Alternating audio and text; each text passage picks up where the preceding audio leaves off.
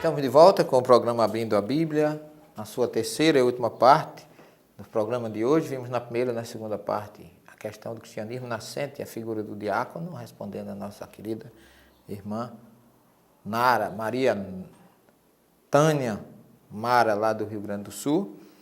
E agora nós vamos continuar com a última parte do nosso programa, lembrando a você que as nossas obras, analisando as traduções bíblicas, o Sermão do Monte e a mais recente, Bereshit, que em hebraico significa no princípio, onde falamos sobre Deus e a criação do universo, estão à disposição nas grandes livrarias, nas grandes distribuidoras. Procurem no Brasil através da Candeia, da Boa Nova, Nova Visão, Casas André Luiz, em São Paulo.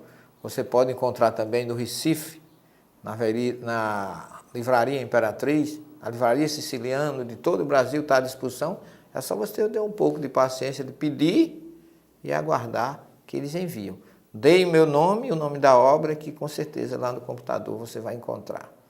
E aí em São Paulo você tem Sinal Verde, com o Mário Suriano, no telefone 6409-1540, e diretamente na editora Mundo Maior, aí das Casas André Luiz, que também tem as nossas obras distribuindo. E aqui no Nordeste, peçam direto conosco, aqui nas livrarias do Rio, de todas as casas espíritas do Recife, Natal, João Pessoa, você vai encontrar. Ou então, direto conosco pelo telefone 3244-0835. Não se esqueça de colocar o 083 antes. Nós vamos dar continuidade ao nosso estudo do Evangelho de Mateus, agora no capítulo 8, versículo 14 em diante, onde diz assim: Yeshua, Jesus, chega à casa de Petros. Eu estou falando aqui nos termos mais baseados na tradução do texto original.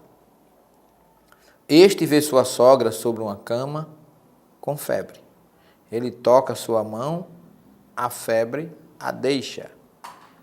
Ela desperta e o serve. Então são dois versículos, 14 e 15, que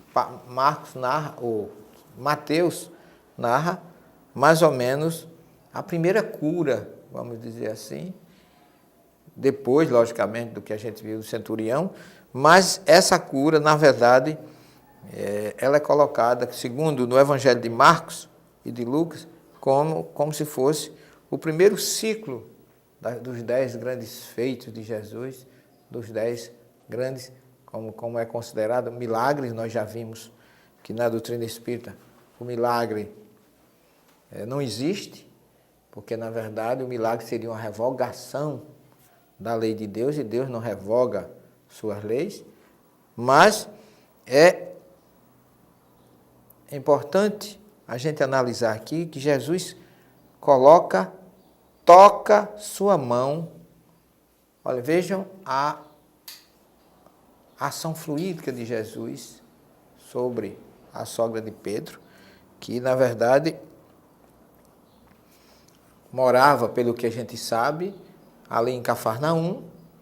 Com certeza Pedro, que era de Betsaida, que ficava ali próximo, casou-se e veio morar com sua sogra.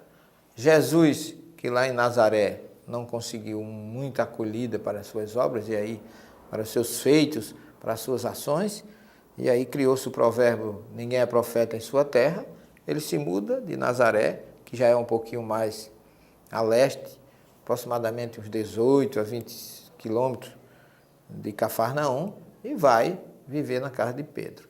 E ali ele realiza uma ação fluídica, revigorante na sogra de Pedro.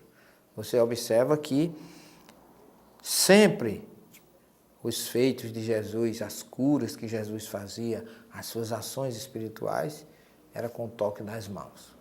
E daí porque a doutrina espírita sabiamente instituiu o passe magnético, fluídico, como uma forma de reorganizar as energias espirituais. Na verdade, coloca que ele toca a sua mão, a febre a deixa, ela desperta e o serve. O Evangelho de Marcos Ele diz que Jesus já levanta, já é uma outra colocação. Mas aqui cita apenas que ele tocou sua mão, ou seja, inoculou energias e ela então revigorando-se, a febre se afasta.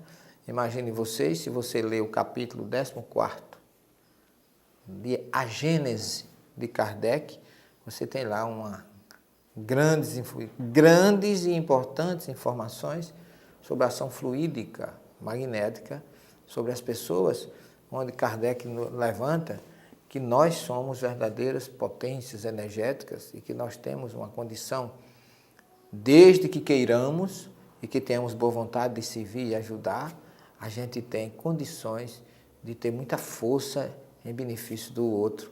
Lembrando aqui, meu querido telespectador, que Jesus disse que vós sois capazes de fazer tudo o que eu faço e muito mais. Não vos admireis do que eu faço. Vós sois capazes de fazer até muito mais. Ou não lestes o que está escrito, vós sois deuses, porque é uma passagem que tem nos Salmos que diz que nós somos deuses. Então Jesus não se coloca absolutamente acima de ninguém. Ele se colocava simplesmente como o filho do homem, que a gente vai ver depois, explicar melhor o que significa essa expressão, Benei Adam, que é uma expressão hebraica que significa simplesmente um homem comum. Ele se colocava como um homem comum, mas Jesus tinha evolução espiritual, Jesus tinha vontade, amor, luz, e ele era uma potência ambulante de energias espirituais positivas que era capaz de realizar qualquer coisa. Nós hoje, nas nossas casas, nos nossos ambientes, nos nossos centros espíritas, nós instituímos o passe e a água fluidificada, que são elementos revigorantes do organismo. E o passe nada mais é do que uma reorganização fluídica das energias circulantes no nosso organismo.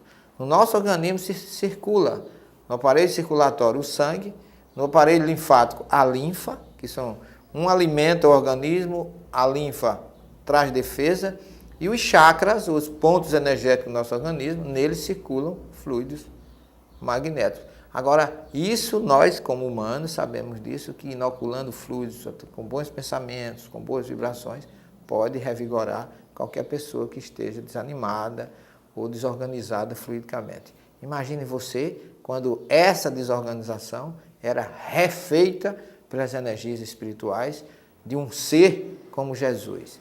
Com certeza o resultado é esse que nós temos nos evangelhos, de muita revigoração ou de um grande revigor para aqueles que estavam em tristeza, em desânimo, em dor física, mental e espiritual.